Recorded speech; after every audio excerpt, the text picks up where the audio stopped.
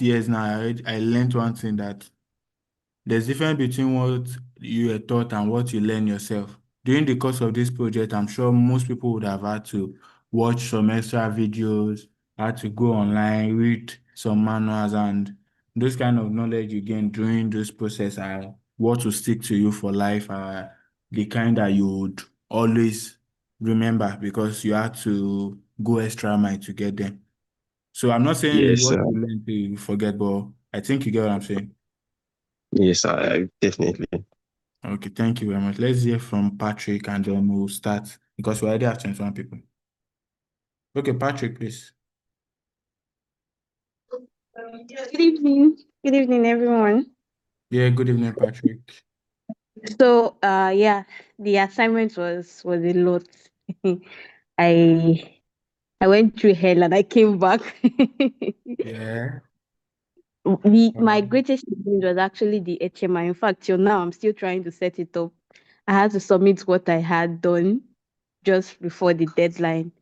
But currently, I'm still trying to set it up. The assignment was very insightful. It taught me a lot about coding. I added some extra prepares just to overdo a little, but yes, it was a lovely experience. Thank you very much. no problem. That's great. Actually it was expected because the assignment was not something easy. It's just like when you do what's this thing? X minus 2 in class and they are giving you dy dx in exam. So it was expected that you have to do some extra personal reading, go online to make research because that's the whole point of the training. We need people that would for the knowledge, you have to put in the effort, not just that what you are being taught in the class alone.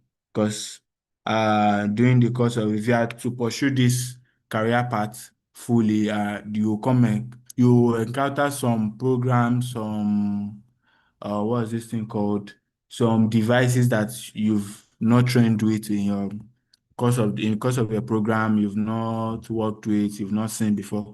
You have to read manuals, you have to train, you have to watch videos. So it's just the beginning of something big. So it's expected as an engineer, as an automation engineer, you have to be ready to make researches. And that is one of the baseline of being an engineer. So I think it's a great thing that you're able to do it and then you're still working on it. But however, I think in one beautiful thing about the Nigeria Automation Hub, which I want us to annex, is the community. You can always enter the group if you are feeling stuck in any way and ask any other person because I'm sure I saw some people have completed theirs. Asking them is not form of expo. You're expected to collaborate with other people. So you can ask them, okay, who have done this? Do you encounter this problem? I'm facing this challenge. And then I'm sure there are people in the group that are ready to help you and answer the question. So thank you very much. So without wasting our time, we have 25 people. I think we can kick off with that. Uh, hold on, please. Get it. So we'll be starting uh introduction to robotics in robotics, sorry, tonight, and we are opportune to have Mr. Gabriel Ogunbure as our tutor, as our facilitator for this session. And for some people that know him or you've joined the some of the what's this the same webinars we have on monthly basis, you would have had some sessions with him. You know, he's a great man. He's a very good tutor, and I'm sure we would all enjoy this session because I'm also looking forward to learning a lot from this session. So, Mr. Gabriel, please can you unmute yourself and then let's get started with this section, sir. Yeah. Good evening, everyone. Yeah, good evening, sir. Can we hear me? I can hear you. Well, All right. Thank you very much. Good evening, everyone. Wow, I'm glad again to be here, and I'm happy we are getting into this business. Thanks a lot for having me, and I also want to appreciate everyone for coming. It's inspiring to know that we have a lot of people that are interested in automation and robotics, and I believe that Nigeria is on a very fast lane to becoming very, very great in this thing. And I believe that's also the vision of Niger Automation Hub. So I feel like we're going to be starting very, very quickly. So, like our moderator said, it's an introduction. There's a lot in robotics, and I first of all want to say that your automation knowledge and skills is not complete without a touch of industrial robotics and AI in this present time. So it's good we are exploring this and we are gradually um, coming into the space of industrial robotics. Once again, I want to say that the focus is industrial robotics. We're not looking into embedded system. So before I move on, I just want to find out if everyone was able to get the software, the platform set up for this class. Do we all have VMware and also the software loaded up? I don't know if we I all think you have can that. just react. If you have it, you can just react with thumbs Yeah, up or something. please. Yeah, if you have it, please kindly react. If you already have like the platform already, let me share my screen so you can see. But even if we don't have it, I have a backup plan for us. It's just that there are two different platform right now. So that's just the only challenge there. So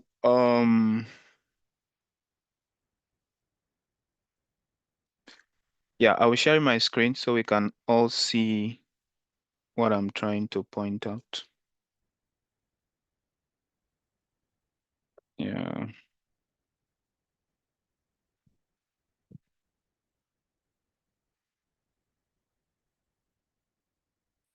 Okay.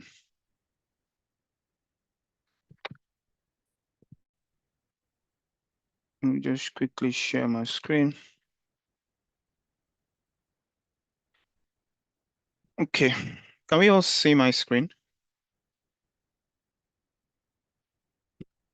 Hello? Can we see my screen? If you can see my screen, just give me a thumbs up so I can know that we're all on the same page.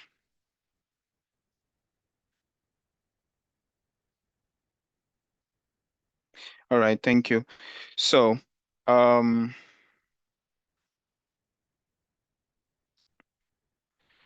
once again, we are going to be starting with universal robots, like we have discussed when we're doing the webinar on introduction to industrial robotics. So there's a lot of foundational backgrounds I'll have to give on this before we even kickstart anything. Yeah. I want us to understand the platform we're actually getting ourselves into because there's a lot of robotics platform. So, but we are starting with Universal Robots. Universal Robot is one of the first robots platform that came into the space for people that are producing collaborative robots. So we're starting with a collaborative robot. And I think if you still remember the last time we had discussion on this, collaborative robots are robots that you can work together with. They are not the ones that are locked up in cages, all right? So that's what we want to start with. So the platform is called Polyscope. There's a lot to do, so we are just going to we are going to go straight into it because I don't have the time to be going through a lot of slides here looking at this. Let's just go into the software. Once you understand the software, every other thing is going to add up. So I sent out a manual. I don't know also if we're able to get that manual. I sent out some manuals, but we're just going to go right into the software. So if we all have the software, that's great. But if you do not have the software, there's something you can still do. you can just go to your browser. So I'm going to share my browser now. You can go to your browser. Now, when you go to your browser, okay, sorry. I want to remove this guy from my space. So you can go to your browser, right? You can go to your browser and type, just watch what I'm doing now. You can go to your browser and type universal, sorry, not universal, UR, UR Studio, okay? When you type UR Studio, it's going to give you UR Studio like this, and you select UR Studio, okay? So that will take you to this platform where I am, all right? So because they have two platforms. This is like the latest platform, Universal Studio, and they also have the one that um I sent out. This is on a VMware, okay?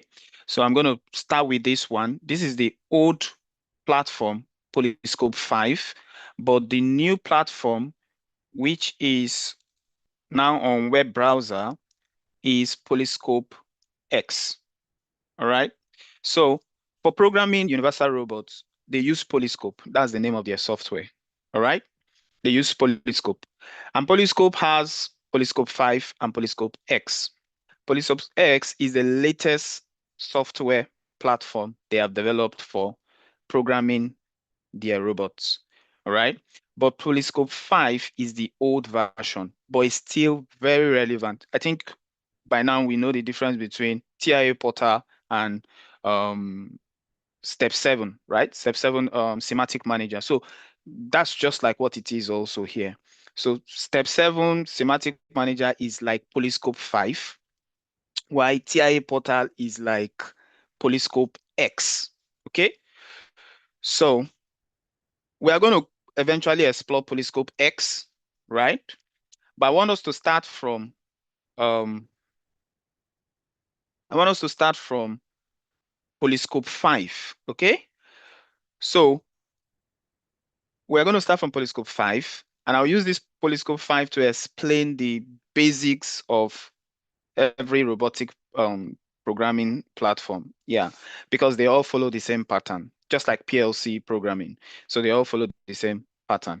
It's just for you to understand the platform and flow with it. All right. So if we're together, please kindly give me a thumbs up so I know we are ready to go now. We are okay. Thank you very much. Thank you. Good. So if you also have this platform already, more like if you have been able to open UR Studio, then also give me thumbs up to so I can know maybe some persons were able to open that also. Yeah. But if not, we'll still make progress. Yeah, thank you. All right. So in programming robots, every robot, of course, we are going to start from this universal robot, which is a collaborative robot. Then we'll move on to ABB robots eventually. If there is enough time, we're going to move on to ABB robots and see how to program an ABB robot, all right? That'll be the last thing we'll do. Or probably we'll look into RoboDK and just play around with RoboDK and see what we can do with that also. But I don't know if we'll have enough time. It all depends on how much of speed we are able to get at this Universal Robot Polyscope platform. So every universal robot has, now I'm just going to peep into the manual. So every universal robot has all these parts, right? So basically you have the tool flange, all right? This is very key in explaining things. When you begin to program the robots, when you begin to set so many things, the tool flange, that's the end of the robot's arm. Then you have this wrist 3, wrist 2 joints. So these are the joints. So you have quite a lot of joints. You have the elbow joint, the shoulder joint, the base joint, and the base. So the base doesn't move, but this base joint moves.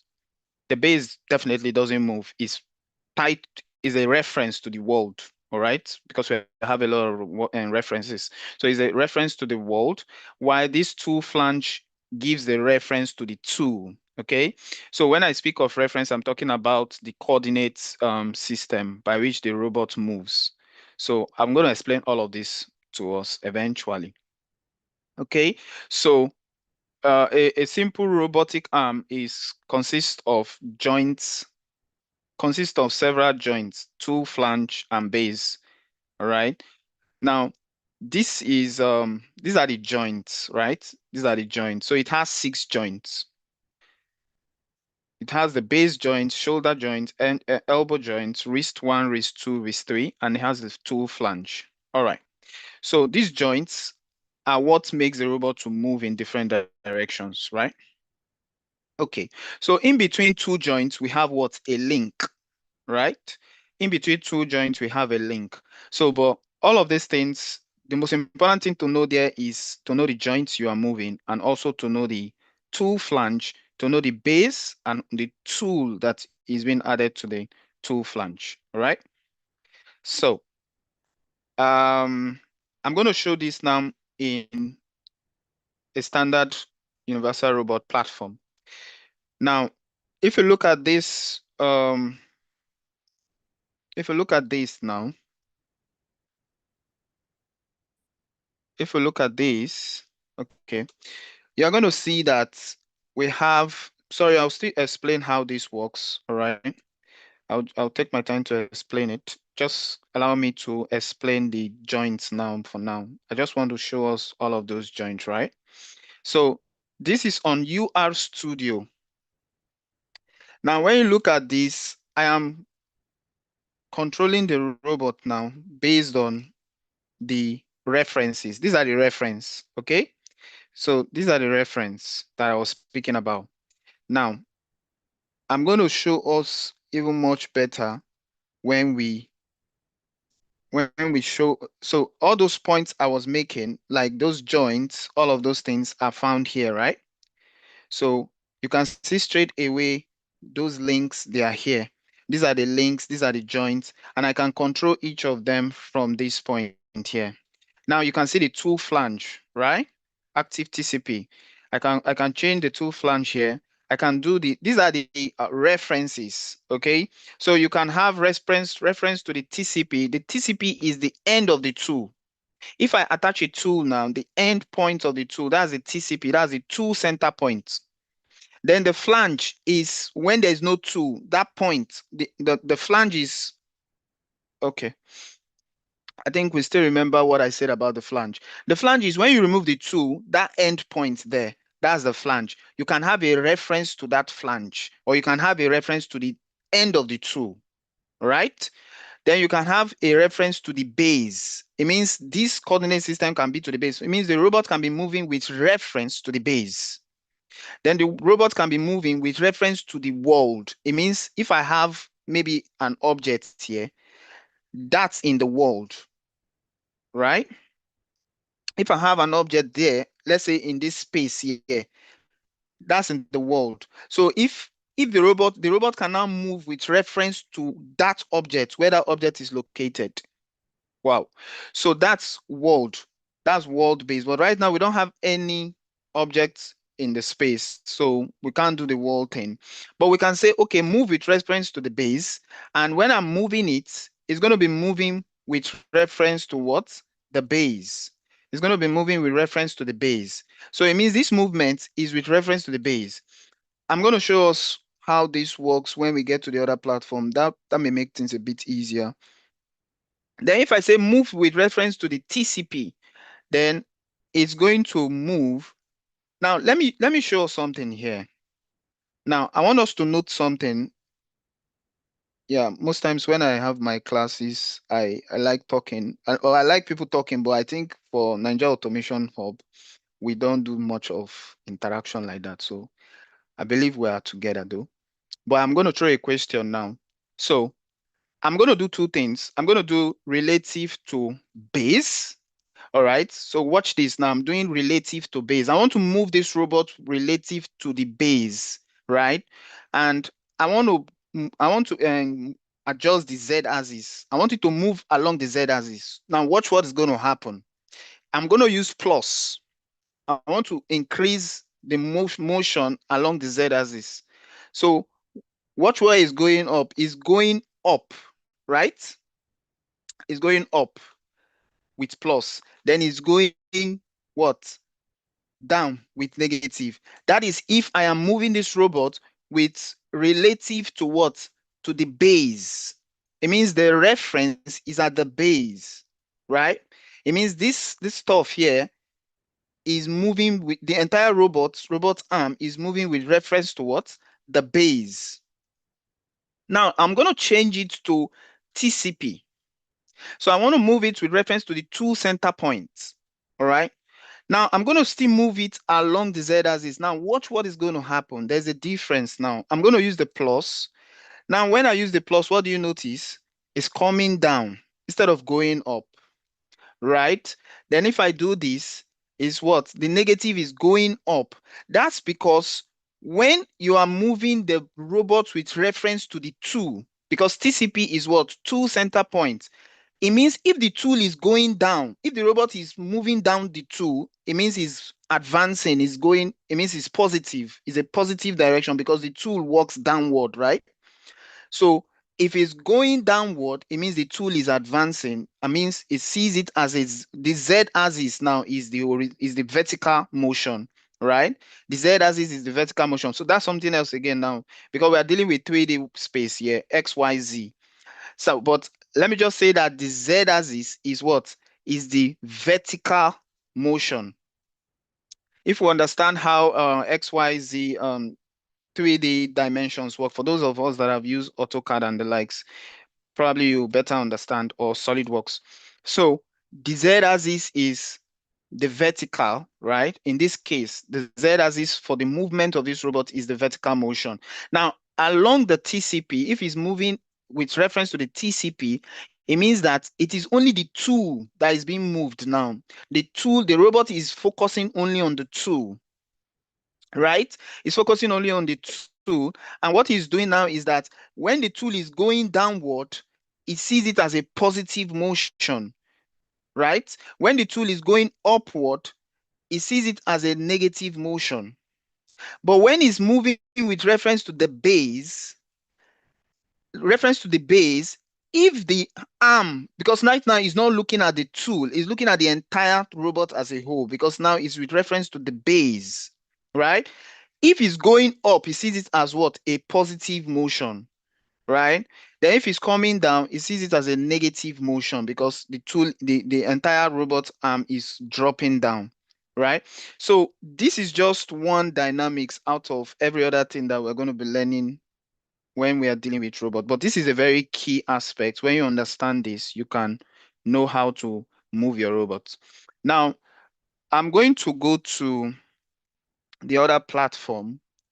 So now in this platform here, if you are here with me on the same platform, we're going to be working with UR5. So the name of the software for the platform is Polyscope. The name of the software for simulating Universal Robot is URSIM. Is URSIM. Are we together? So URSIM, that's Universal Robot Simulator. So, and what is the meaning of UR5, UR18, UR30? That talks about the payload. Now, what is payload? Payload is the weight of what the robot can move or it can carry, right? That's both the tool and the load combined gives you the payload.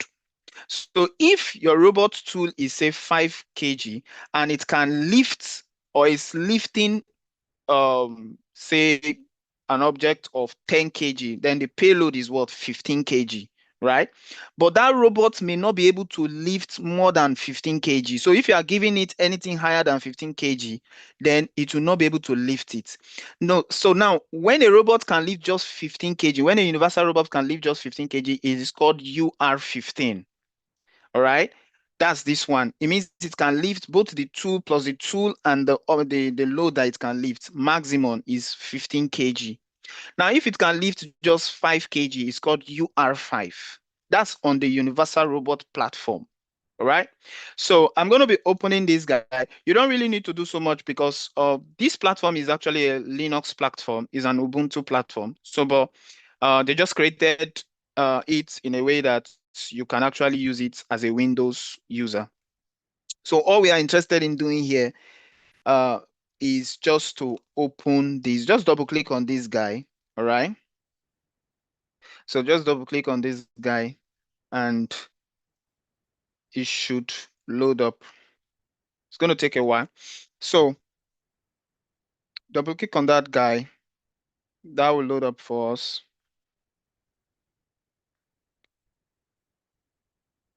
All right, I'll leave it like that for now because I don't want to open multiple screens.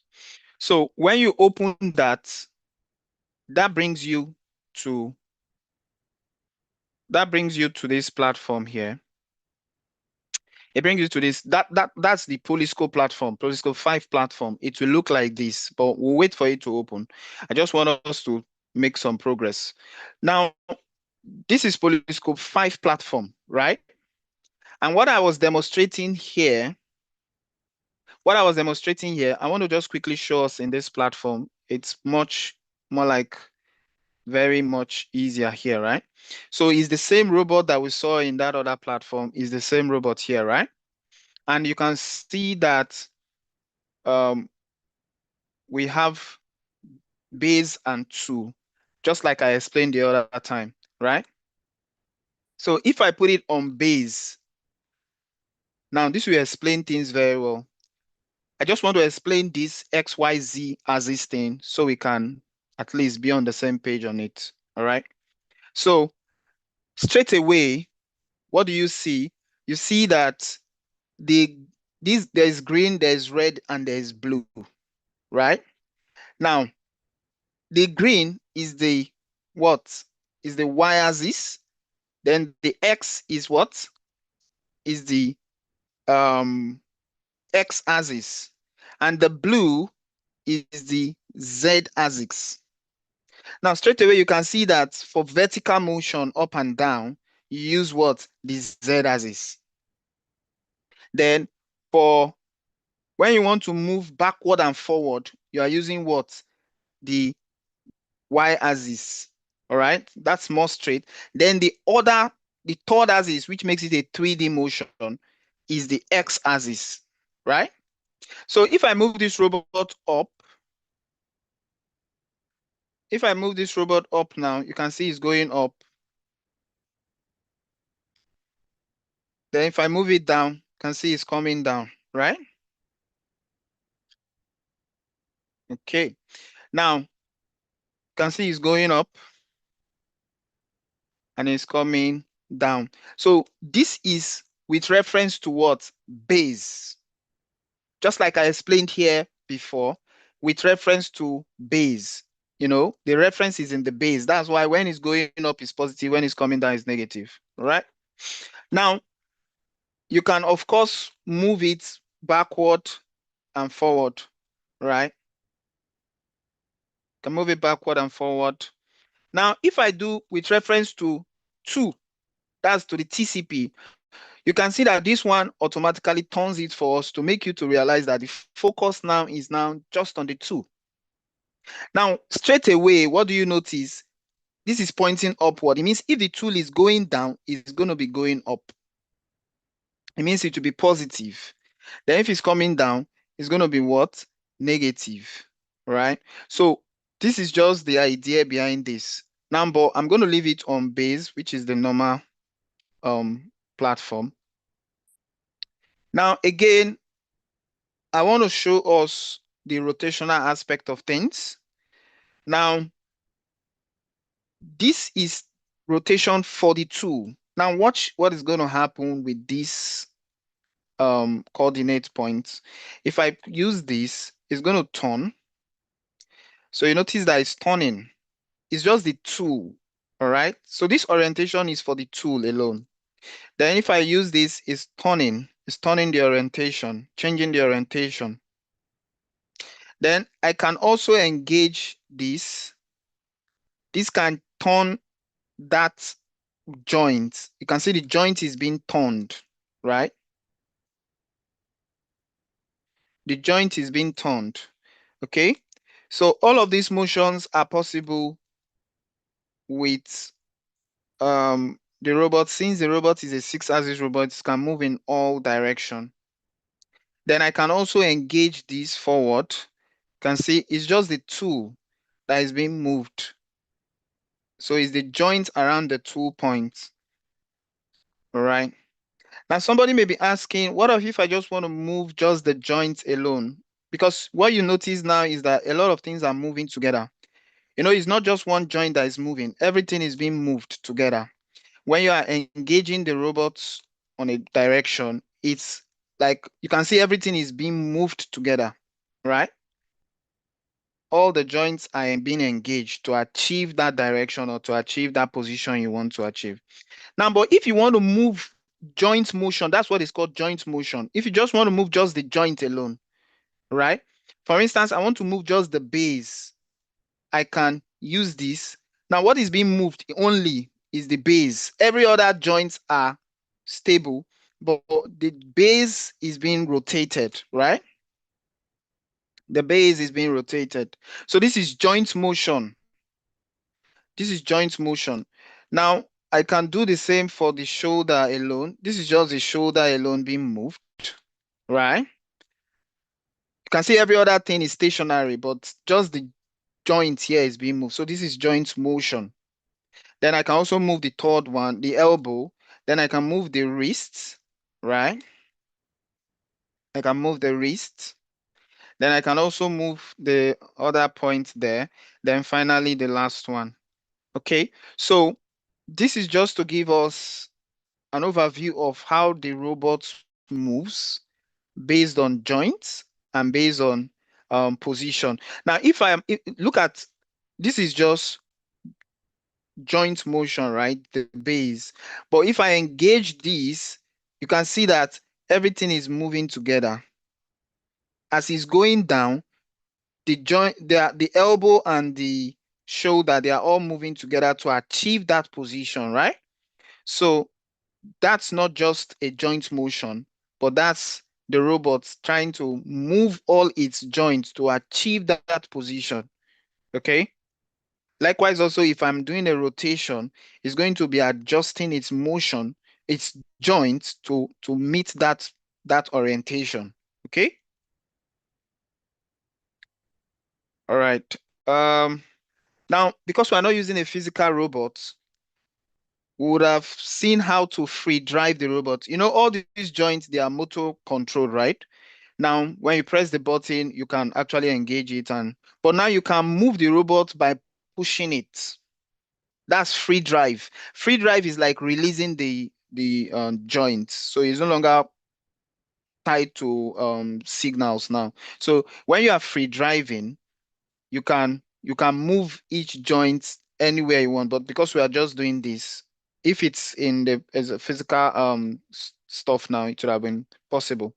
So you hold the free drive and literally move the arms or move the joints of the robot, move the links. Yeah, you can do that. Now, another thing again before we leave this screen is we have the home and the align. Now, you can set home. One thing about the robot is that you really need to have a home position. Home position is like a safe position when the robot is not active. So you want to take it back to home. Home position usually is a safe position when the robot is not active. Okay. So I can say I can set my home. Now for this robot, this was what was set for the home. If I move it now to home, this is like the default home position. Everything becomes 0. That's all the joint links. They get to what? To 0. All right. So you can see everything is 0, 0, 0, 0 minus 90 minus 90, 0, 0, 0. This is home position. All right. So I can now begin to take it away from home by engaging the joints or moving to a particular position and all. So because everything is in zero position, you can't engage the robot to a point, you know, because this is like saying that that position you are trying to move it to cannot be reached because it needs to at least go out of the home position first before it can now begin to like manipulate it to other positions because everything is zero. So it's going to, because there's a lot of calculations that is going on behind the scene. So it's like an out of reach position, anything you are bringing in now. But you don't have to keep the home position like this. You can set your own home position. That's part of the things we're going to be doing. You can set your own home position. You can set it the way you want. All right. You can set it the way you want. Sir, does it has calibration points? Um, Calibration points. I don't understand what you mean by calibration point or reference. You can speak up, please, if you want, so we can be on the same page. So please, if you want to speak, you can raise your hand, so I'll just unmute you. Yeah.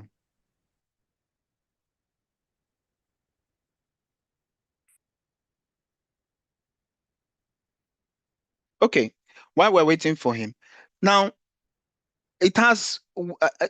I don't know whether you are referring to the home or maybe another thing, but you can always set your own home position. It doesn't have to be 000 like this, but this is like default. I can choose to change it. Now you can decide to put exact values. Hmm? Let's assume you already know, this thing is in free space. This robot is in a 3D space, right? Is in a world space. If you know the exact position for the rotational angles, let's assume you are very good with calculation. You have done all your Jacobian and everything. All right. That's where all of those things come in, where you can literally program the robot using those mathematics. Let's assume you already know the exact position that you want the base to be, the shoulder and all. You can input their values here and you are good to go. But again, they gave room for you to adjust to make it more precise. That's what all these stuffs are for. They make it more precise. All right. They make it more precise. So I can decide to bring this guy down. Then another thing again is that when you are working on this robot, you must be careful the direction you are taking the arm to. It's very important. So it will not go into an out of reach position. All right. So I'm just going to try and take it to a very good. So all these ones, they are just joint motions. Okay.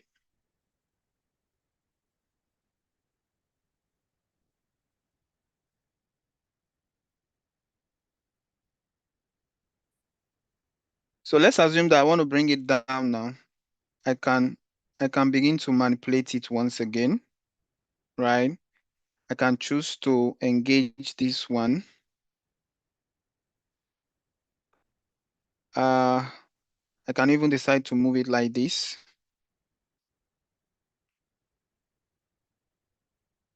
Good. All right.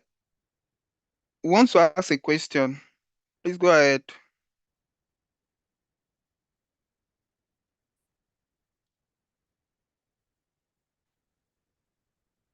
Sorry, someone wants to ask a question.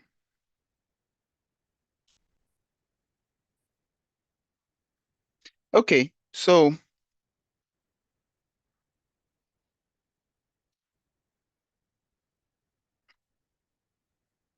that's manipulation of the robot based on your knowledge of the um, home position, knowledge of the reference from which the robot is moving from, as well as other informations, right?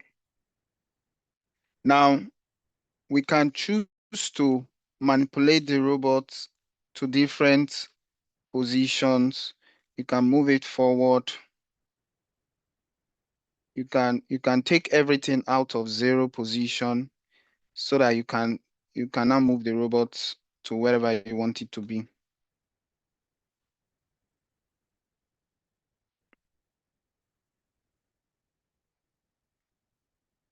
So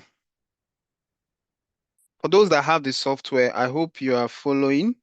I hope you are able to do some of the things which we are doing also. I really hope so. So I'm going to take this guy to a very good position so we can be happy about it. So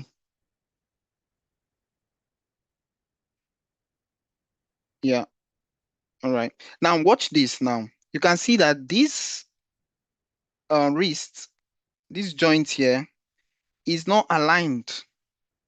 In order for me to align everything to a Z axis, I can use this align. All right. Watch what's going to happen. I can do like this. I can align. All right. So just to make things straight. All right. So that's part of the things you can do. Okay. So I can now engage this guy back. Can choose to go back. Then I can also choose to come down. Right. I can engage it. I can also rotate. Oh,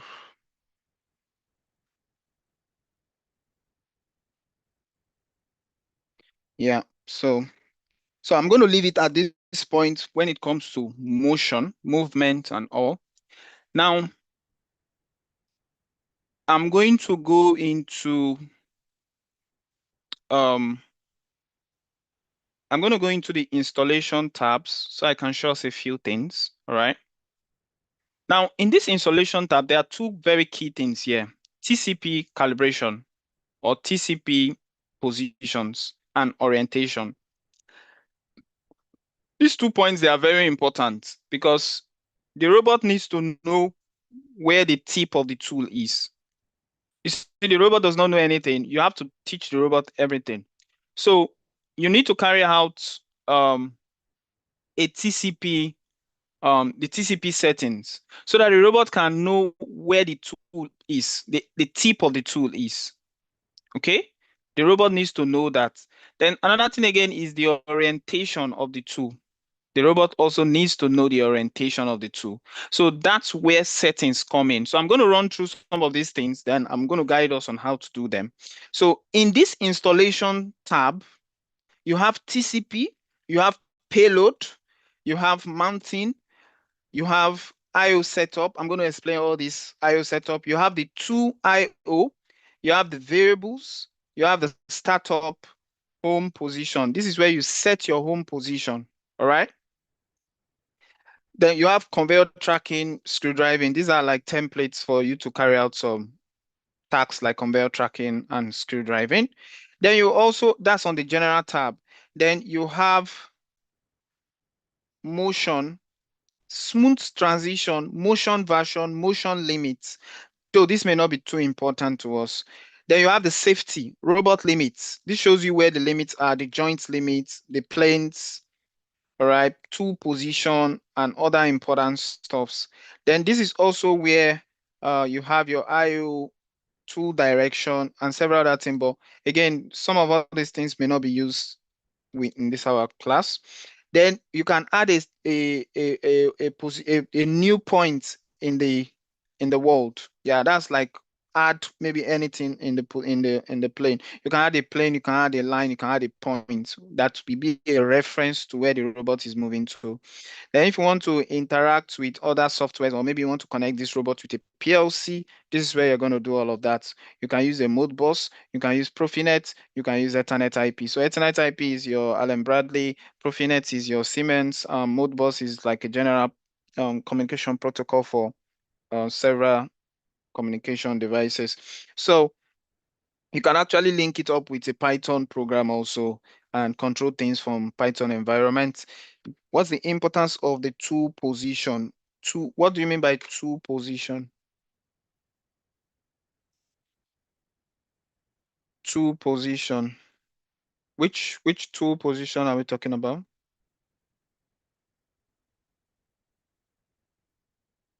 Okay. So I'm going to start with payload. Now, of course, I've said what payload is. Payload is the total weight of the tool and the load that the tool is carrying. Okay. So those two weights put together gives you your payload. So it means that if the robot is not lifting anything, if it's unloaded, it means you have a different mass from when the load is when the robot is lifting or carrying something or loaded. So that changes a lot of things because it changes the center of gravity. Now, when the robot is lifting an object, the mass changes, and once the mass changes, the center of gravity changes. So in carrying out this, if your load is significantly, like if it's let's say you are dealing with say 5 kg really or 3 kg, that's a significant load. So you need to be able to set the payload for when it is not loaded and when it is loaded. So let me give you an example. Let's say we create a new payload and call it, this is our loaded, right? We'll call this, sorry, we'll call this loaded. Okay. We'll call this loaded,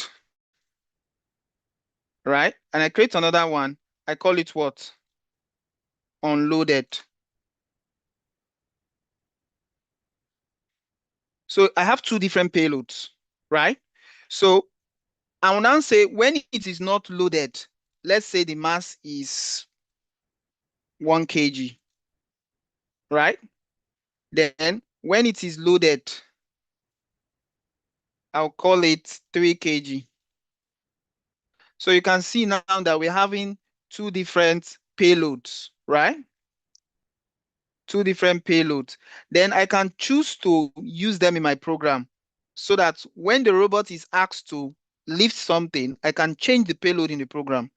All right. Do you get my point? I can change the payload in the program. I can make the loaded to be my default. Okay. I can make this normal payload to be my default. So it all depends on what you really want to achieve. Okay. But we're going to do all of this in program so we can better understand what I'm talking about.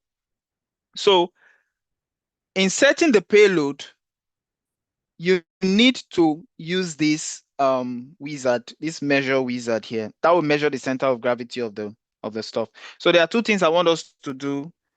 I want us to set the TCP. I want us to learn how to set TCP of a robot and also the payload.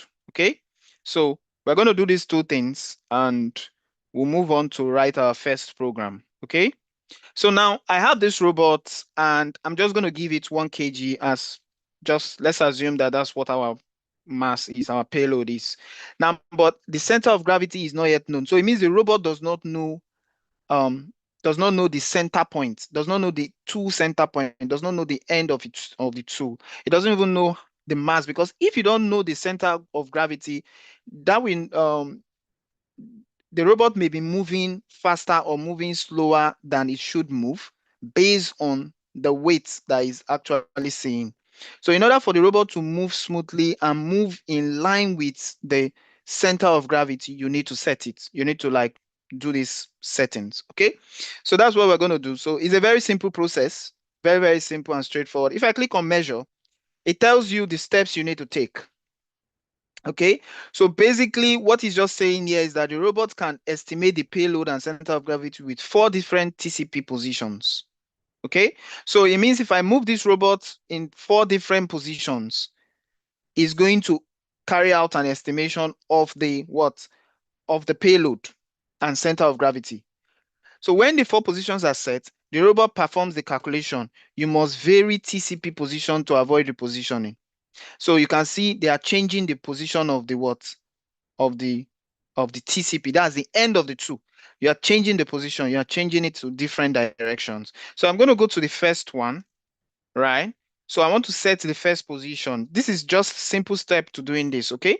I want to start with this. So I'm going to go ahead and change the direction of this guy. Okay, so you can see I'm engaging the TCP orientation because that's what I'm interested in. So I'm going to save that position. That position is saved. Now I'm going to move to the next and I'm going to set this one. Now you have to change the position. You don't have to work with the same thing. So I'm going to try and change the position of this one. I'm going to just try and change the position. Okay. So we're going to try and change the position. Just give it a different position, basically. Okay. Then I'm going to set the third one. So for this third one, I want to change it very, very well. Or bring it out very well. Just give it different positions, basically. Then, of course, if you are getting green here, it means you are doing well. Then I'll do the final one. So this final one, I'm going to move. Let's see if we can move a little bit away.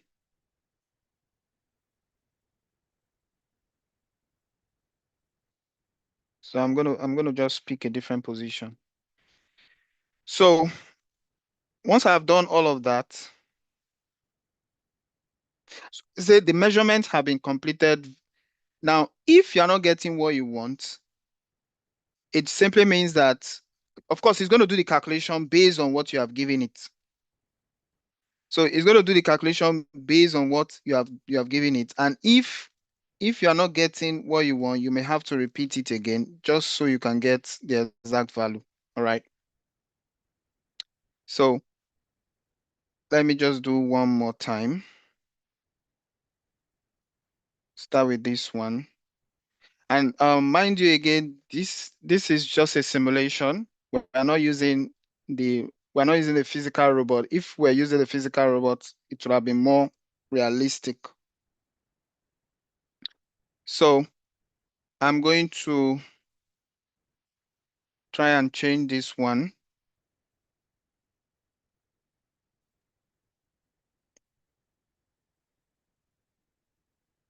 So I'm going to change it to a different position.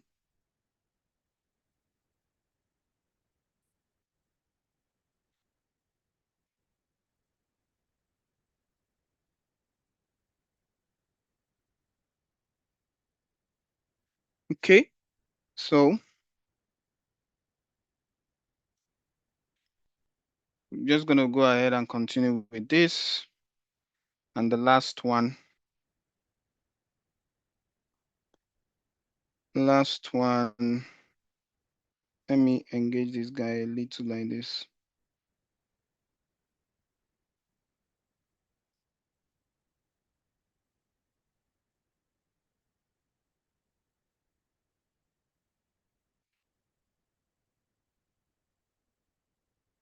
Okay, so it's because we are not using a physical robot. That's why it's not calculating it the way we want.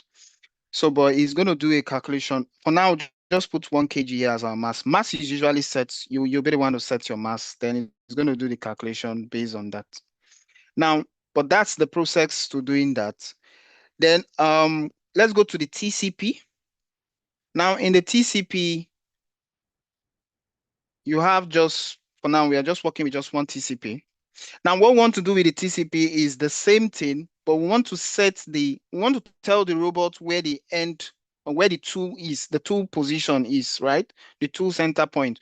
We want to tell the robot that, okay, this tool that is attached to this robot, this is where it is, this is the position, this is the X, and this is the Y, this is the Z axis, all right? So I'm going to start with this.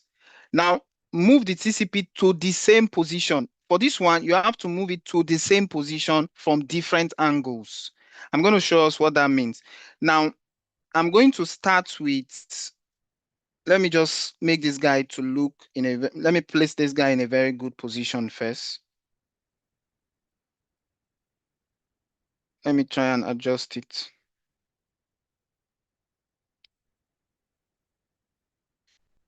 Okay, so I'm going to align it also. I just want us to get what they are trying to say there. Okay.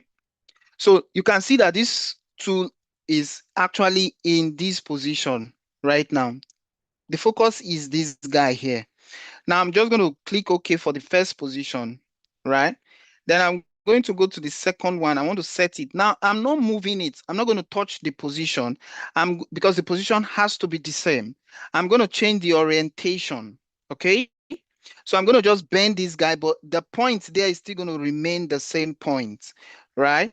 So I'm going to just bend this guy a little. You can see I'm still maintaining that same position, but the orientation has been changed, right? So that's the second one. When you are doing TCP, it has to be done this way, okay? So I'm going to change it now again to the other direction, but maintaining the same position, okay? That same position, it means that point is not moved. We're not moving away from this point, but we are just changing it in all directions, right? So I'm bending it now to this direction. Then the last one. Okay. The last one is I'm going to bend this one upward. So this has to really be varied so that everything can, it can do the calculation for us. So you have to really make every position different. Okay, good. So it has done the calculation for us. On a normal robot, it will really give you, if there's a tool attached to it, right, it will give you the tool center point. But right now, there's no tool attached. So it's 0 0.0, 0 0.0, 0 0.0. Okay, so it's going to do your calculation for you, as well as if you want to do the orientation also, you can do the orientation. Okay, now I'll leave it at this point, and we'll now begin to see how we can write our first program. But before I continue, are we happy to move on? Do we have questions? So some of these things we are going to better understand when we begin to do a very good application in UR Studio. When we do our first application in UR Studio, we'll attach a tool, we'll do all of that, and you guys are going to better like it.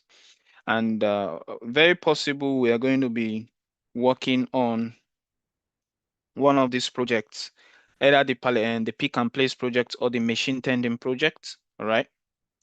All right. Thank you. So we're going to continue. We're going to make progress, right? So, yeah,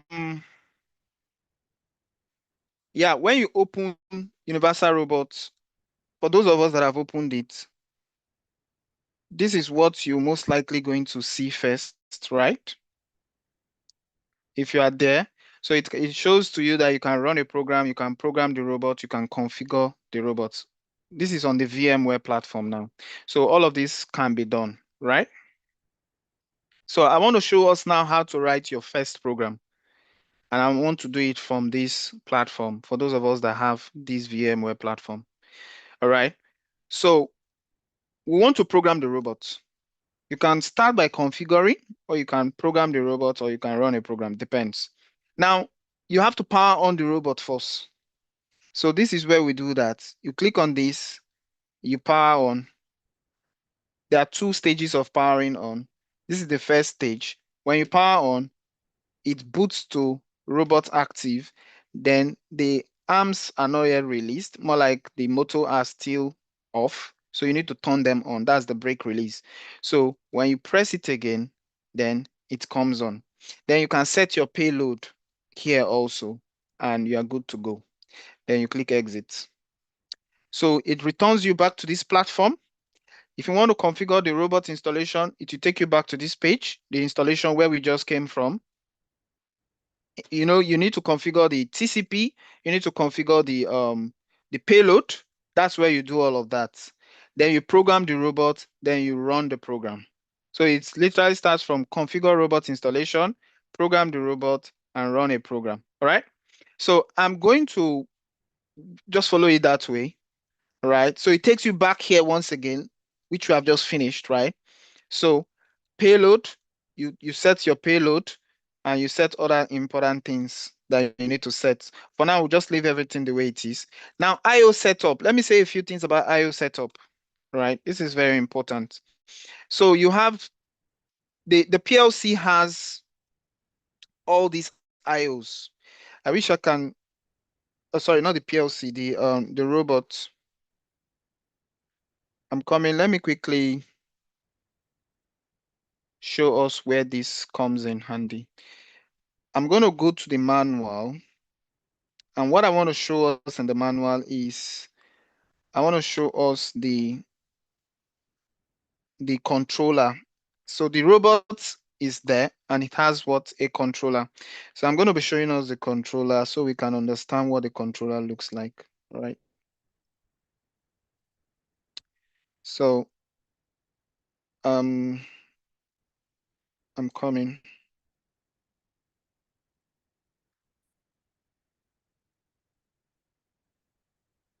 Okay.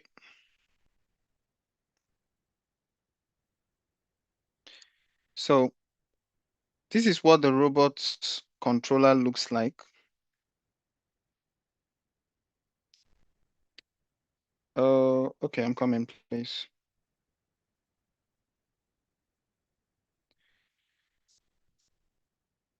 Oh, okay. I think let me do it from here. I'm gonna do it from here. Good. So now look at what I have here, please. Let's look at what I have here. Now, when you get to the controller of this robot, because it has like a controller and the robot is connected to that controller. So the robot is just set of motors having joints and all of that. Then all these are being controlled by the controller, right? Now, in this controller, we have these IOs. We have these input and output cards, right? So it has configurable inputs. Now, all these, they are used for safety. You can see the yellow color. They are safety IOs. So it means you can use this on a safety PLC. Basically, that's what they use it for. So you can say, okay, this is safety guard reset, S guard reset. Then you can have emergency stop. Some of them are already like set already, emergency stop. So you can configure them for those purposes, right? Then you have your digital input. So for this robot, it has just 8 digital input, 8 digital outputs that are part of the controller, right? But if you want to extend it, then you may need a PLC, integrate the PLC with the robot, and you have more IOs, right? Then you have analog input, just 2 analog inputs, 2 analog outputs, and these are voltage. You can change, I'm sure you guys already understand this, change the current of voltage, how you want to control it. Then you have your now the 2 points, the tool has 2 digital inputs, 2 digital outputs. What it means is that you can get a feedback from the tool. It means when the tool is active, you can get what? A feedback, right? That's the 2 digital inputs. It means when the tool is, say, you engage the tool, when the tool is operational, you can get a feedback. That's where the input comes in. Then you have a 2 digital output. It means if I want to engage the tool, if I want to turn on the tool, I can engage this and say use 0 or use 1, right? Good. So you have analog input also for the kind of tools that require analog signals. That can also be done. These are the digital, this is the analog. Do we get that? Now, that's the interface of the controller, right? All of these, you can connect wires to it, just like how you do normal wiring connection. Yeah.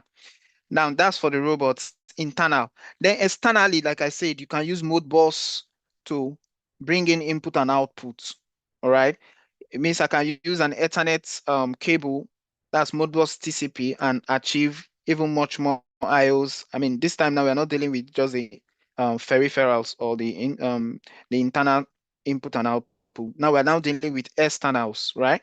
Where you can send in data, registers, digital and all of that, holding registers, if we already know how Modbus works. Okay, so that's on the interface.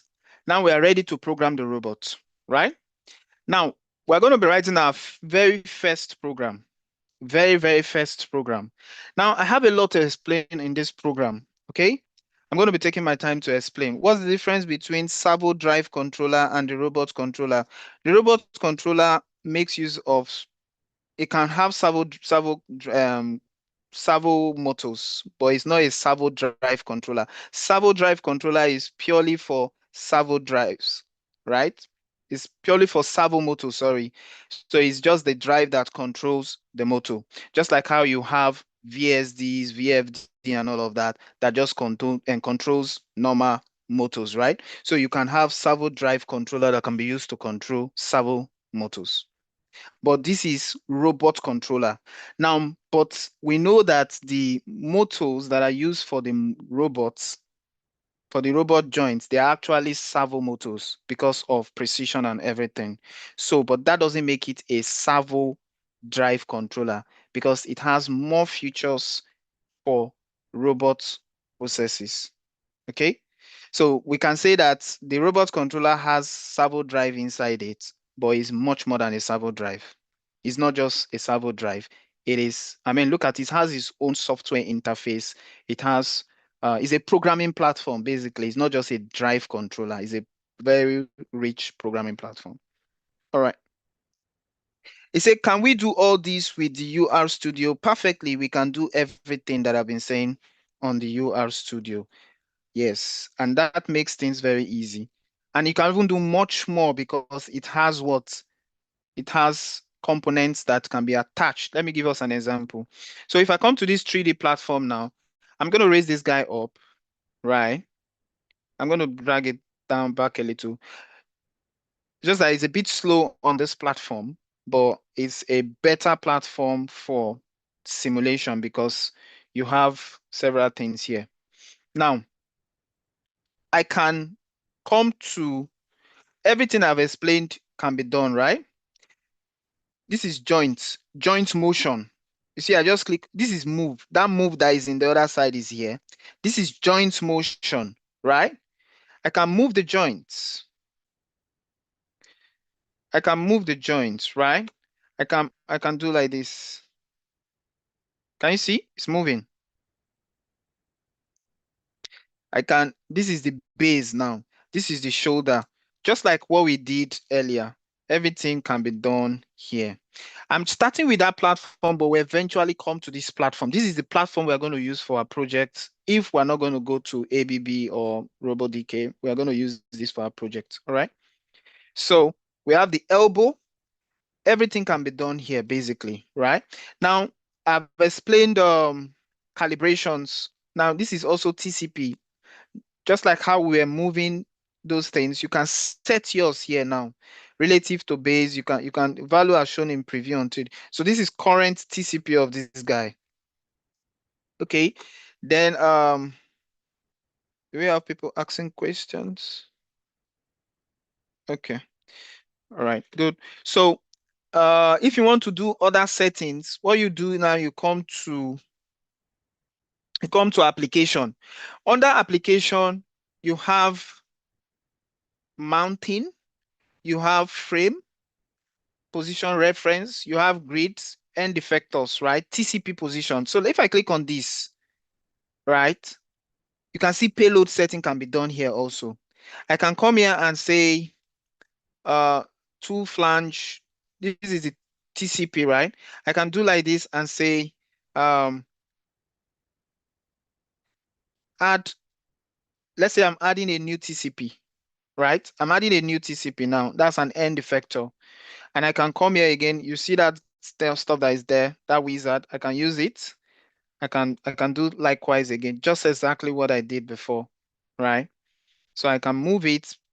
This time I'm just moving, I'm moving just the arm. Yeah. So you can do all of that in this platform. When we come to do this, we are going to better understand. Okay. So it's going to be interesting in this place, much more than it was in the other place. Then you can engage this, you can move it. That's pan. Then you can turn. Then, okay, this shows collision whenever the robot is moving and all. Yeah. So all of those things can be done here. All right. All of those can be done here, but we'll start with that platform. Then we'll come back. This is where we are going to dwell a little, trying to understand. We'll write a simple program and see things happen. But I want us to write our very first program here. Of course, all of these things are being recorded. So you can go back when you have the software and try out things. Now, how many of us are familiar with Docker? Now, you can actually open it also on Docker. As you can see, I have it opened on Docker Desktop. So Docker Desktop is actually a platform for running containers, images, and I mean it's like a VMware, but on the cloud kind of. So where is my Docker window? Okay. Uh, sorry, I'm coming. Yeah, so this is my Docker desktop. So I'm running it on I have the software installed, Docker installed, then I downloaded the image, then the container, then I'm running it also. Yeah, I can show you guys how to do this also, but it all depends on which one you want. If you like the VMware platform, is okay. But if you want it on Docker, you can also do that. So, but all of them works. So this is on Docker platform and it's like the same thing. So I'm going to go on now to write my very first program. Okay. So we're going to be writing our very first program. Are we happy to do this? Are we happy? Should we make progress? Can I get a thumbs up if we're ready to make progress to write our very first program? All right. Thank you very much. Yeah. So we're going to go on now to write our very first program.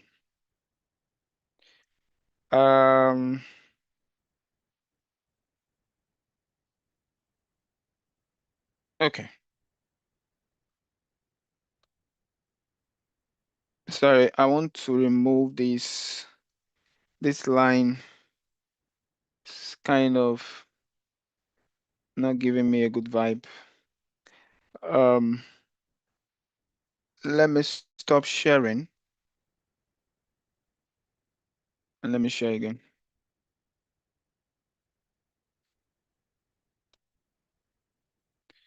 Okay, so I'm going to share my screen again. So we're going to write our very first program, the very basic first program. But before we even go on to write, I like to say a few things about robot programming. Now, this is actually a collaborative robot, right? Like we all know. It's not the complicated robotic platform. Yeah, so writing program here is, you are confused. Oh my God. Oh, don't be confused, please. You can be found. You can be found. Where are you now? Where are you?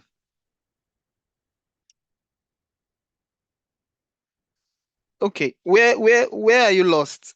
Or where are you confused? What's the point of confusion? Okay. All right. So the first thing I want us to do is we are going to open a new project, a new program, and save it. Okay. So I'm going to create new. So in creating a new program, you have program and installation. Yeah, so I'm going to start with program. Installation is basically like your settings. So I've just created a new program, then I want to save it. You say, like the transition to each menu you said is fast. The entire robot program is strange. It seems I woke up in a strange land. No worry, no worry. That's how it is usually. I mean, TIA Portal 2 was kind of confusing, or Semantic Manager, the first time I opened it. Everything was just scattered all over the place. But I mean, you just need to go back to this video and take it one step after the other again, and you're going to get it. But nonetheless, I'm going to do a final um, review before we end today's class so you can kind of see things clearly. Okay, so Trust me, this is not even as complicated as what other platforms looks like. Yeah, this is still like a bit more straightforward. Yeah. So once you open your URSIM, UR5, you have this. You have this, right? And you want to write your first program. So I've created a new program. I want to save this program.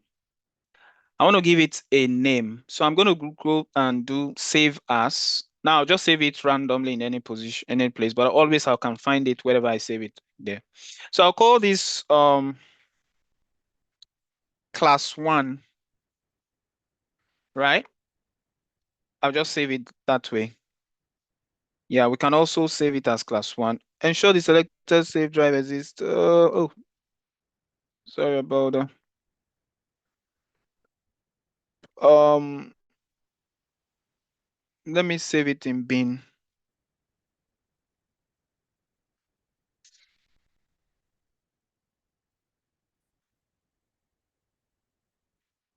So I want us to understand that this uh this class is not we're not working with a physical robot. So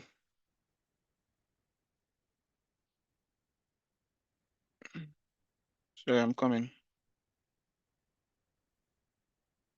But let me just create a new one. Oh, okay. I think the reason why this is happening is because we have opened it twice. Okay. Let me leave this platform. So sorry for all this movement from one platform to the other. It's because I'm trying to give you guys a very broad view of what we are doing. That's why and everything is the same thing, really. It's really the same thing. Okay. So I'm gonna do it from here now. It's the same thing. So I'm creating a new program. I'm discussing these changes which I've made. Now I'm going to go to save program as. Okay. So I'm going to call it class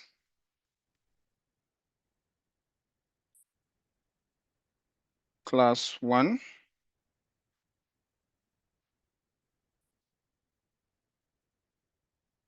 Yeah, so I have class 1 saved. Yeah, I have class 1 saved. All right, very simple and straightforward, right? So you have your first program which you want to write. Now, when you want to write your first program, there are a few things you need to take note of. Okay. You have these 3 tabs here.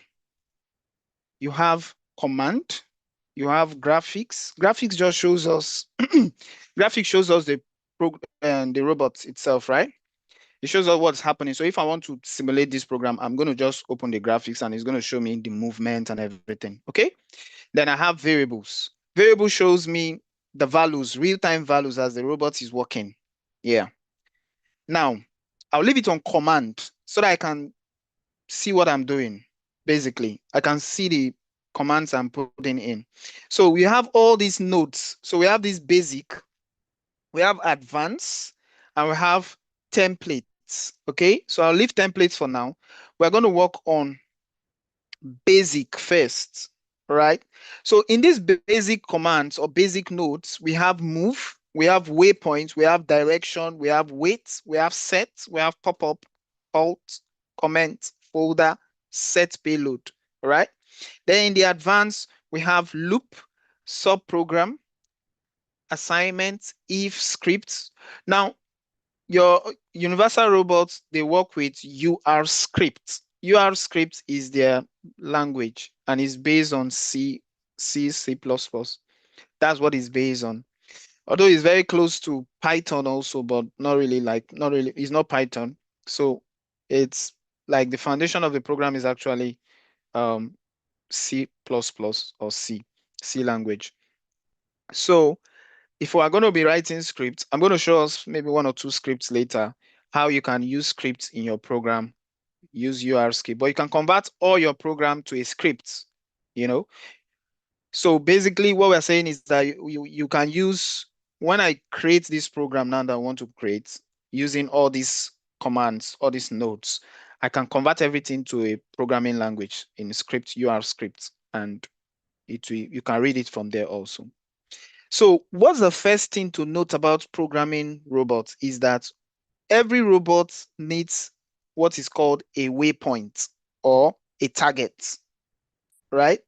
So you need to teach the robot the points that it needs to move to. And this is very key. Every point the robot is supposed to move to, you have to teach it. And those points are called waypoints, or they call it targets. In ABB platform, it's called targets. In Universal Robot platform, it's called waypoints. All right? So waypoints or target, they are both the same thing. Okay? So I want to show us our very first program. So this is going to just move from one direction, so one position to the next position in a given direction. Okay? Now, we also have what is called a before start sequence. So I want us to picture writing embedded system programs now, where you have your main function and you have the loop, you have maybe the sub functions and other smaller functions within the bigger main function. So the main is from this robot program downward. Then you now have, let's assume I add before sequence. This before start runs just once. In TIA portal, in PLC programming, it's you can have a program that just run once, right? That's OB, is it OB 100 for those people that know that? So, okay, thank you. So you have that just runs once, right? Maybe you just want to reset everything, or you just want everything to be cleared and all of that. So that's what this before start is. Before start runs once, while the robot program keeps running. The main, this is where the main starts from. It keeps running. It keeps running. Okay. Now, you can now have what is called a thread. Now, what's a thread?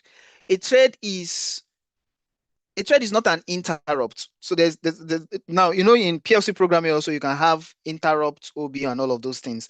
But a thread runs in parallel with the main program. It's just like saying a thread is running alongside, but it doesn't disturb the main program. The main program can be doing its own work while the thread is running alongside. For instance, let's assume I want to control a robot and a conveyor belt.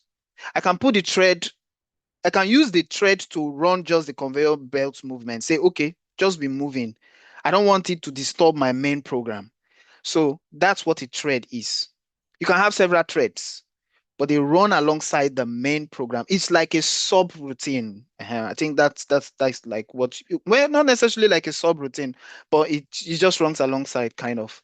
So you can also call it, you can call like this is a sub program, yeah. So you can, this sub program is just subroutine, or what we call function blocks, function and function block in PLC programming, right? So you can create a sub program within the program, right? Now again, we can use a folder. We can arrange our programming, our programs in folders.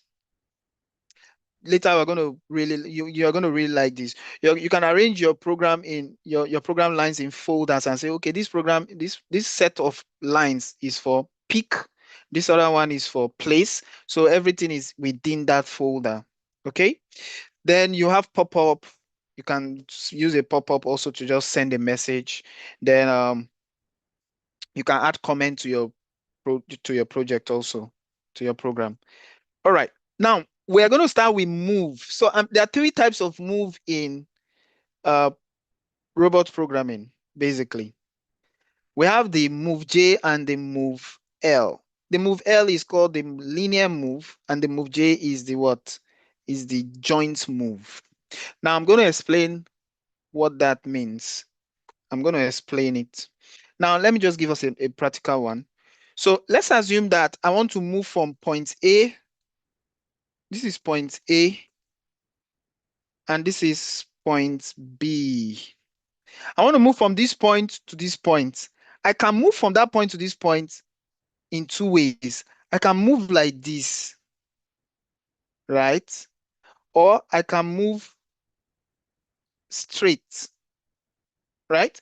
If I'm moving straight, that's what is called move L. That's linear movement, linear motion. But if I'm moving, if I allow the robot to move the way it wants to move to that point, so the robot is going to try to move to that point within the shortest distance it can find without going out of reach. So it's going to try and move. It can just go there direct, or it can first of all go up. Anyhow, it's going to just take its decision based on its own initiative. That's move J.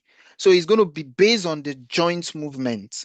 But move L is moving to that point directly. Now let's assume I have another third point here called C, and I want to move to this point.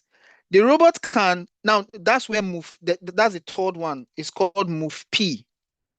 All right. Sorry, my handwriting is not very fine.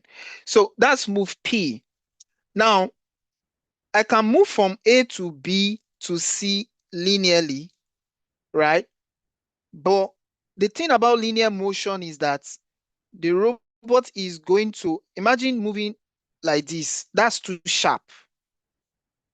Do we get that now? So I can decide to move in a curve a little.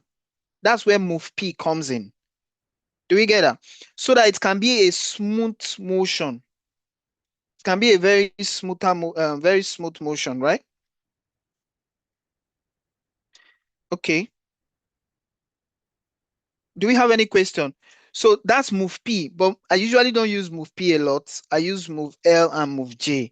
So if a robot wants to move from A to B, you can decide which one is best. For instance, let's assume that I have an object here and my robot's tool is here.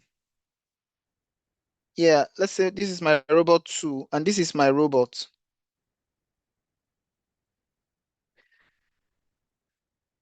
Okay.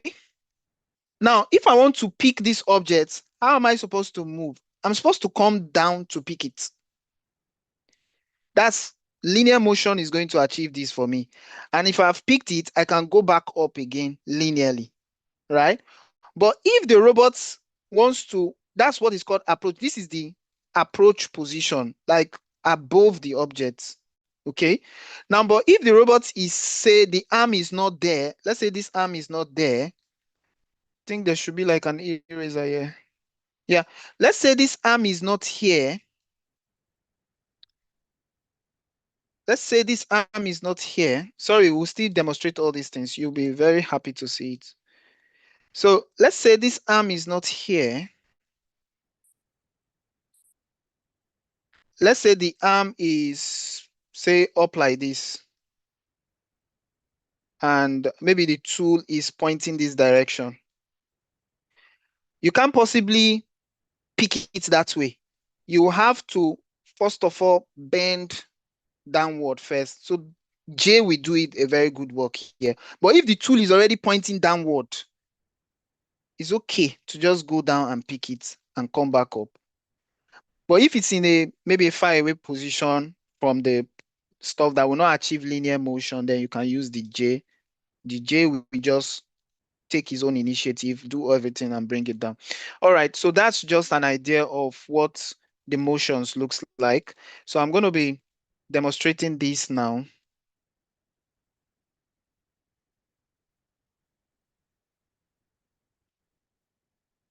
So don't worry, we just started today. This is our first class. We're not even dealing with the complicated robotic platform yet. So this is even more friendly. So now variable setup, somebody may be asking, okay, so what's the purpose of the variable setup? Yeah, so don't worry, you still get attendance code. It's not OB 100. Variable setup is where you set your variables, just like in your PLC programming, where you can say, oh, I need tags, right? I need or you can create a data block and set everything there. So that's what you can do here also. So where you can say, okay, position 1, position 2, or I mean, just set anything you want to set. Set anything you want to set, give them initial values and description, and use them in the program. This is usually used whenever you are writing scripts, or yeah, mostly when you want to write a script, UR script. Okay, so we're going to start with before start, or maybe, yeah, so in this before start, I want to move the robot first to home position. I want a situation where anytime I run this project, I want the robot to first go to what? A home position. So what I'm going to do now is I'm going to, instead of me to use this move and waypoint, I can just come and use home. I can just put home there. But mind you, our home is in this form, which I don't like, right? So I can choose to use a different home. So I can edit that home position, okay? I can edit this home position, or I can choose to just use a normal waypoint. Waypoint is where the robot moves to, the new position it moves to. Now, if I want to edit this home, because I don't like this home, I'm going to come to installation. I'm going to go to home, right? And I'm going to go to edit position. So let's do a quick one for this. So I want us to just set our home. Let's assume this is our home. So another thing again I want to do is I want to align it so that everything can be very aligned. Perfect. So I'll work with this as my home position. All right. I like this as my home position. So that's my new home position. Then I want to save it. I'll just save all. Okay. So my home position has been saved. Now, what do you see? You see home position has been updated. Now I can move the robot to that position. It's already there. Perfect. I can change the joint speed of motion and time and everything, but just leave it at default for now. So every time I'm starting this program, I first of all want to what? Move to home position. That's like my safe position, right? Now, next thing I want to do is I want to move to my very first target point or waypoint. So the way I'm going to do this is I'm going to use the command move.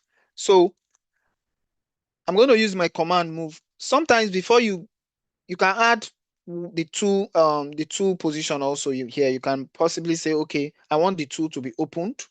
For instance, I can just set the tool. Let me just give you an example. I can use the command set.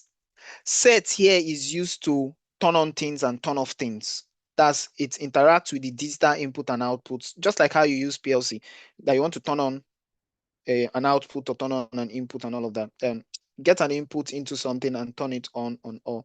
So let's assume that I want to turn on the tool at this point, all right? So I can come down and say I connected my tool to digital output 0. I'll just put that like that. Okay, so that can be done. That can be done. Digital output 0, right? And this is low. Low means off. I want my tool to on just before I start my program. I want my tool to be active. I just want it this way, right? I can do it like that. Okay. Now I can test this, of course, but because I'm not using the physical stuff. And the way to see it work is it's on already, right? You can see, I just tested it. So this is IO. Then I can off this guy. I can just get this guy back. Now that's I can test it if I'm dealing with the physical stuff. But I want my tool to be on from the beginning. I want the tool to be active from the beginning. So I'm going to home, and I also want to set digital output on from the beginning. All right. Now, the first very point. So what I want to do in this program now is that I want this robot to move from this point to another point. Okay. So I'm going to do move. Very straightforward. Now you are seeing move. Now this is the interface for you to be able to set what you want to, how you want the move to go on. I want to move J, or I want to move L, I want to move P. Are we together now? So you can move J, you can move L, you can move P. So for this simple position one I want to do, I want to move L. I just want to move L, okay? Then it's going to ask me, what TCP am I using for this movement? It means on what basis, on what reference? I want you to move based on what? Base. I want you to move with reference to the base or reference to the two. I've explained these two things already. If you want it to move with reference to the two, it means it's going to be moving with reference to the two. It's just, I think it just only affects the Z axis, okay? Then again, it can ask me what TCP, I told us about setting TCPs, that before you even start anything, your TCP must be set. So it's going to ask me, what TCP am I using? Yeah, I want to use the normal one, which I have set here. Assuming I have already set everything, then this is my TCP, which you have to do, which we have done really. So you have to set your TCP if we're dealing with a physical robot. Yeah, so you have to do all of that. You have to do all of that. Okay. Okay, I hope we're not tired already or want to sleep. Okay, I know we are not tired, but we're rounding up very soon. Okay, then tomorrow we'll have the next class. So I'll try and round up very soon. Okay, so I have my move L, then it's asking me for the target or the waypoint. All right. Now I can name this one, I can call this my first point. Don't worry, when we write a very decent program, we are going to give all these things name. But let me call it target one first. Just call it target one.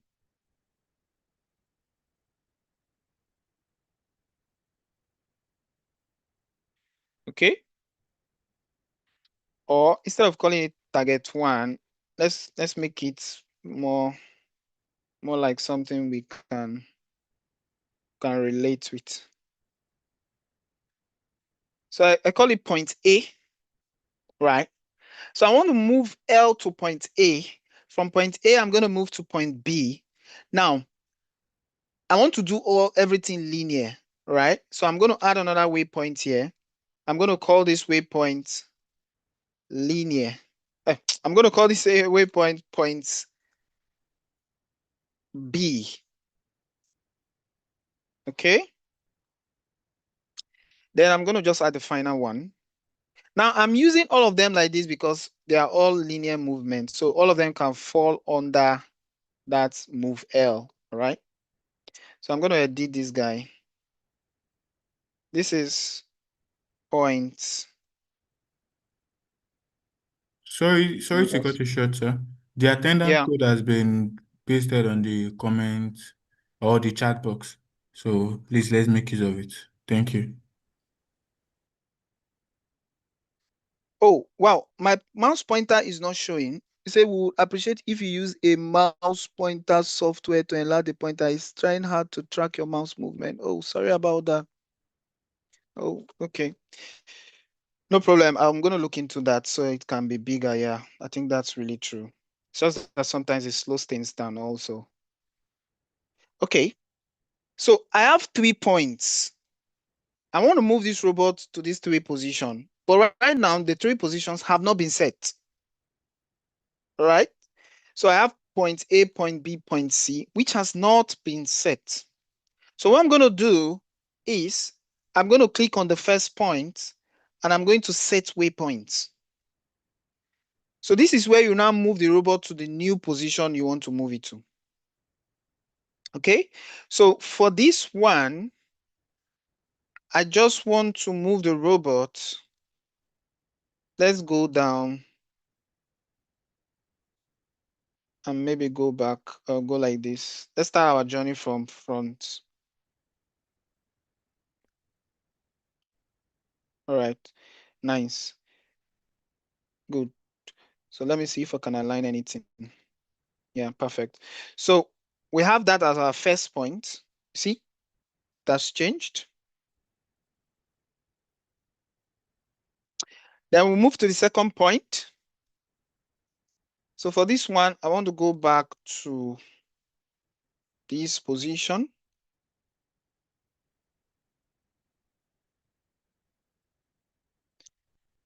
If I'm happy with that position, I click on OK.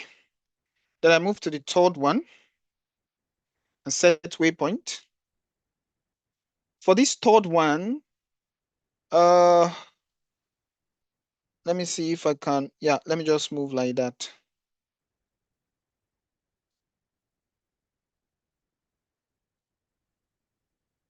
And maybe I should go up.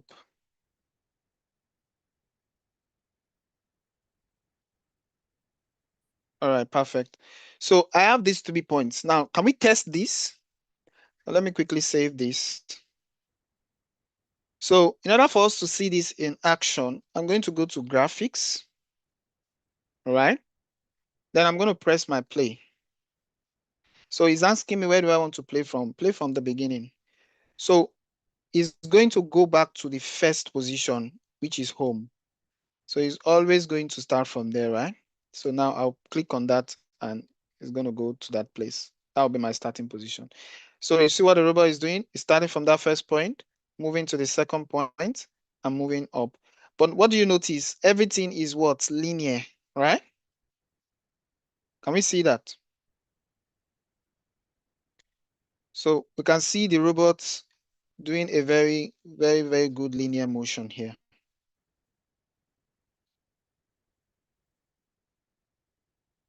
Okay.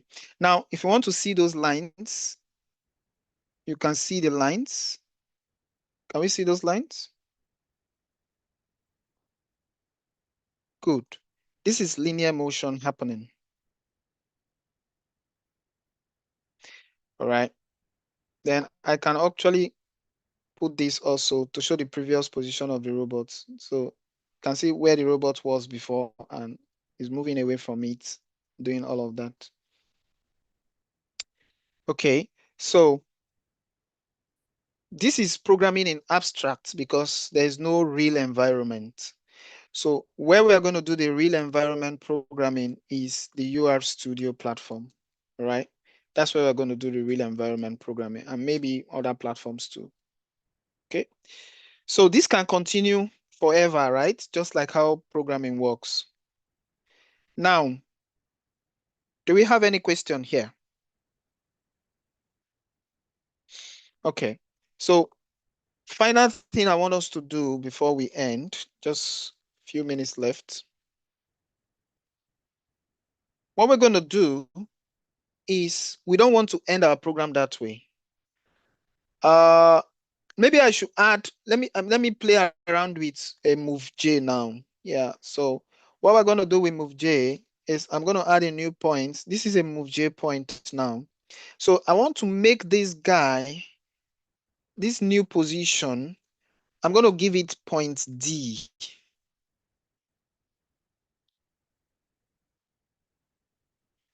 So where this is going to go to, we're going to take it away from everything. Away from everything, right? So, but before I do that, I want to stop at point C. I want to take the robot to point C first. Okay? I want to take the robot to point C. So I'm going to click on point C and I'm going to say move here. So when I click on move here, I'll move to point C. All right? So we'll continue. Then I'm now in point C. I want to move to point D. So I now go from point C. This is point C. I want to move to point D. So for my point D, what I want to do is I want to move away from everything so we can see how the robot is going to approach that position. So I'm going to be really going away from everything.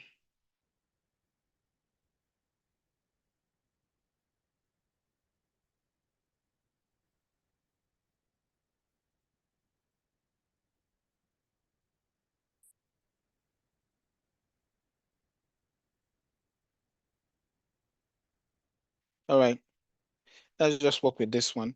So the robots always, just like it's a sequential programming, it doesn't really do so much of combinational, except you're making the program more complicated by introducing your script and other things. Okay. So we are going to go on now to test this. Now, what do you notice? You see, it's no longer linear. It has drawn the path. So these lines is actually the paths. These are the points, the positions, the targets. Then this is a path. Of course, I can choose to not show the path. Now, when I run this, of course, you always have to go back to the home position. But I'm going to show us how to also make the program to run without coming to this screen. But it's going to more like pick up from wherever it stops. So it goes linearly, linear, then it just picks any good position to approach that place. All right. So again, coming down there is linear. All right.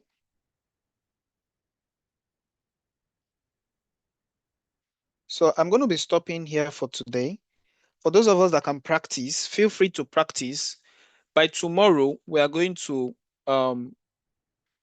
maybe focus more on the UR Studio since it's a web platform. So all of us can be on the same page. All right. Yeah. So, and it's just that on that platform is a bit slow, but it's a better platform than this. But there's a lot more to learn from here. Much easier to work with this because that other platform kind of make things a bit complicated a little. So before I go, do we have questions? Do we have concerns? Do we have challenge with following this training? Maybe also there may be someone that is saying, I'm not interested in universal robots. I'm interested in maybe ABB, KUKA, or I don't know, any other one. Let's hear anything anybody has to say before we leave. Okay, I'm assuming that we are all happy to continue with universal robot and we can follow the training. The move position, I don't see the J, move L and move P. Oh. So it is when you click on move up here, you're going to see move J, move L, move P. All right, get it? Yeah, when you click up here, you're going to see move J, move L, move P. Okay. Before we go, I want to know if you are able to open your, not on this one side. Is it on the UR Studio? Oh, on the web browser. Yes, it's there also. Don't worry, I'm going to show us that one. I'm going to show us that one. Now, why did I pick Universal Robots? Universal Robots is very much used in the industry. It's a collaborative robot. A lot more collaborative robots are being deployed to the industry now than the normal traditional rugged industrial robots. Yeah, you can use VirtualBox Oracle instead of VMware. Yeah, that can work perfectly also. Yeah, so why they are switching to that is because they are enhancing safety and as well as also allowing people to collaborate with robots so that robots don't take over the system. That's why collaborative robots are much more better in the industry. And to also makes it very easy to work with robots, more safer. And they are also more flexible. They can do a lot more tasks than those bigger ones. You'll be seeing it too now. You must be them too. Okay. See it on the So news. VirtualBox, if you have VirtualBox No, this guy Oracle, that look that's to also a deliver car. platform to use. You can run They look your like the this guy. Should I check VMware. it? You can use a VMware Oracle there also. That works also. Okay. If we use the UR Studio on web browser, I believe there's no need to do any installation again. Perfect. Yeah, you don't need to do any installation if you're using UR Studio. It's just that that's Polyscope X, and at the moment we are starting with Polyscope 5. Okay. So, but they are all the same thing. Polyscope X is like an upgrade on Well, it the, look like the guy. yeah, it's like an upgrade on the whole thing. Okay. He's the one. So, any more questions? So, do we have anybody I don't know how many persons were able to run the VMware. How many persons, please? Just give me a thumbs up if you are able to also run the VMware just like I did, like you are able to view your VMware. Anybody? Oh, wow. Okay, but we are all on the web browser. We're able to access the web browser part of things. Okay, so it means tomorrow we are going to focus more on the web browser platform, and possibly I might also look into the Docker. Just that the Docker sometimes can be a challenge for those that don't know how to use it. But we'll try it also. It's a very pretty straightforward. All you just need to do is to install it and create an account with them and download the VMware. So we'll look into that also. Okay. I think at this point we are good to go. By tomorrow, we'll be focusing on the web browser. That's the UR Studio, Polyscope X, and we'll see how far we can go with that and possibly do a very simple project before we move on again. All right, thank you, everyone. I appreciate the time, and I hope we have learned something. I mean, this is just the first class, so we look forward to doing very much, a lot more in the robot space. Yeah, thank you very much, everyone. All right, let's have a wonderful rest of the evening or the night.